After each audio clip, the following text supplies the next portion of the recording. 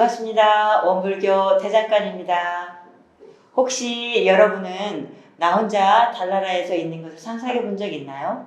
저는 상상해 보니 아무것도 없는 그곳에서 하루 이틀도 살 수 없을 것 같았어요.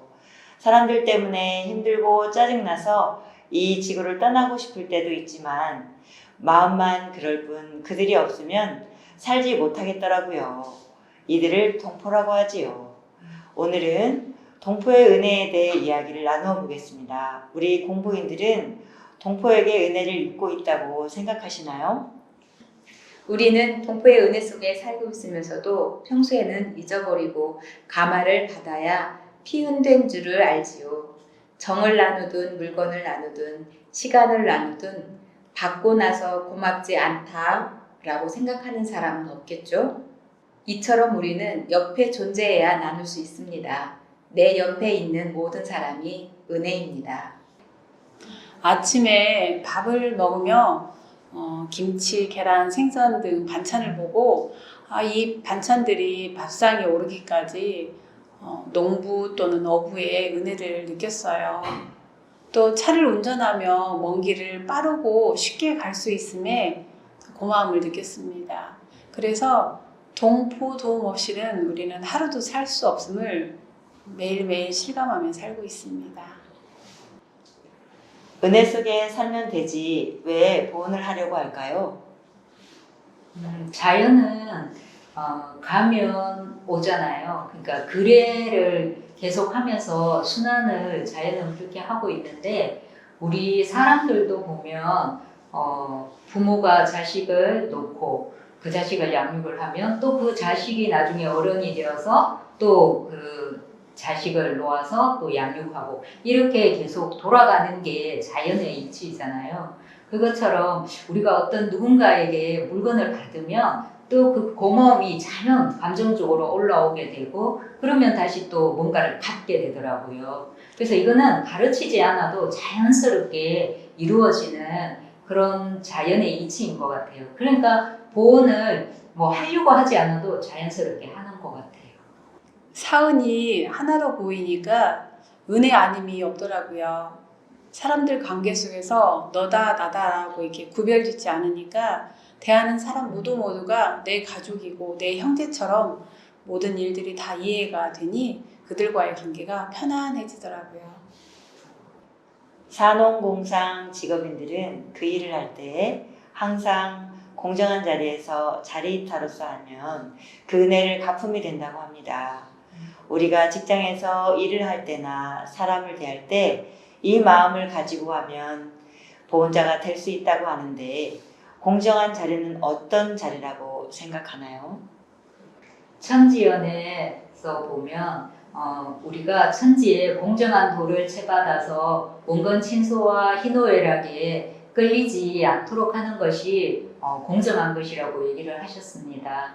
근데 제가 저를 보면 저하고 친한 사람일 때는 훨씬 더 그 사람을 챙겨주고자 하고 또 거리가 먼 사람이면 그냥 의무적으로 그냥 사람을 대하고 또 제가 저의 감정의 상태가 별로 좋지 않거나 뭔가 불편할 때는 또 그 일을 바라볼 때도 그 불편함이 묻어나더라고요. 그러니까 우리가 공정한 자리에서 뭔가를 한다라는 거는 이렇게 원건친소나 희로애락에 끌리지 않을 때 이 공정한 자리를 유지할 수 있는 것 같습니다.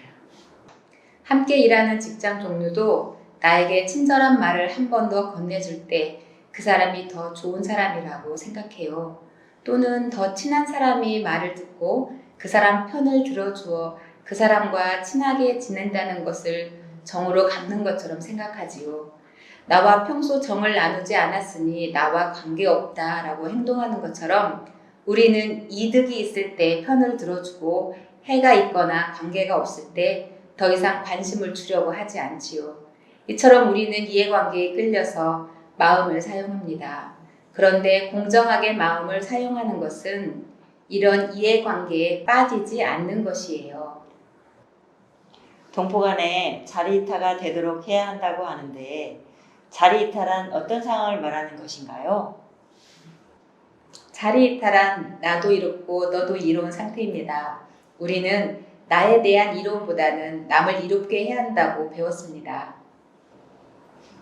그 자리 이탈을 하려고 하니까 되게 뭔가 애를 써야 된다라는 생각이 평소에 있었거든요. 근데 선생님들의 글들을 보다가 보니까 굳이 내가 애쓰는 게 아니고 제가 지금 직장 생활을 하고 있는 거 이게 자리 이탈더라고요. 그러니까 저는 이제 그 직장을 다니면서 제가 그 일을 하는데 그 일을 하면 그 일을 통해서 이제 제가 어느 기관에서 일을 하는데 그 기관에 오는 사람들이 혜택을 그냥 보고 저는 또 그 일을 한 덕택에 거기서 월급을 받아서 저의 생계를 유지하잖아요. 이렇게 그냥 제가 일하는 이 자체가 저한테도 도움이 되고 또 저희 기관을 이용하는 사람들한테도 도움이 되더라고요. 그래서 이걸 보니까 이거는 애쓸 필요가 없이 우리가 그냥 자기가 맡은 그 일을 최선을 다해서 하는 게 그냥 자리 이타구나.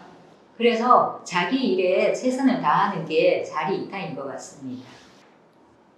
사람들에게 어떤 세상에서 살고 싶냐고 물어보면 대부분 자신이 존중받고 서로 간에 사랑하고 즐겁게 살기를 바란다고 합니다. 이런 세상이 되려면 동포 간에 서로 도우려고 하는 분위기가 만들어져야 하고 실제 서로에게 도움이 되어 고마움이 흘러넘쳐야 합니다. 참 이상적인 세상이죠.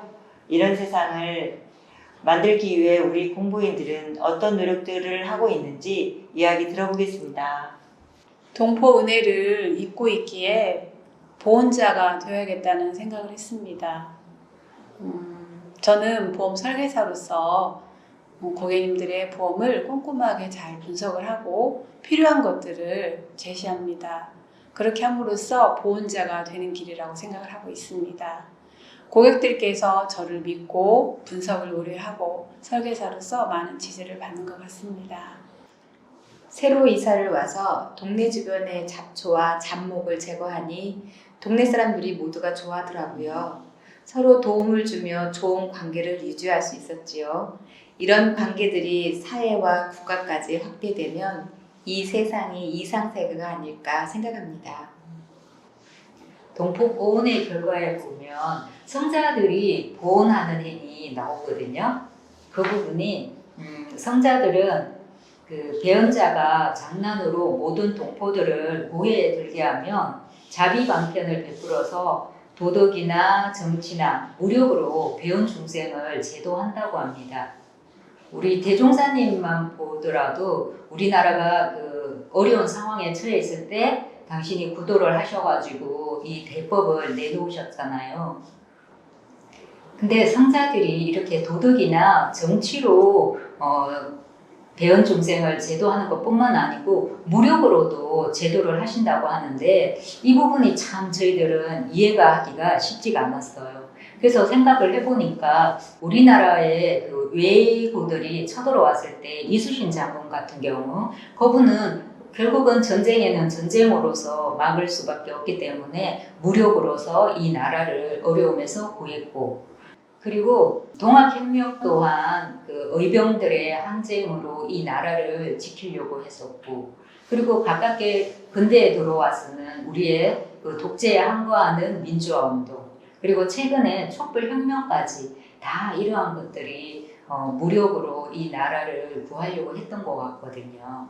그래서 우리가 구세성자라는 이 개념을 성자 1인 사람으로만 규정을 할 게 아니고 이 그 배은 중생들을 제도하려고 하는 이 살리려고 하는 그 마음 그 본의를 우리는 구세성자로 확대해서 해석을 해봐도 될 것 같아요.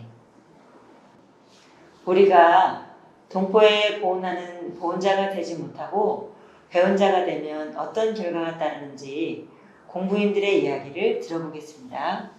직장 생활을 하다가 보면 제 마음이 불편할 때가 참 많거든요.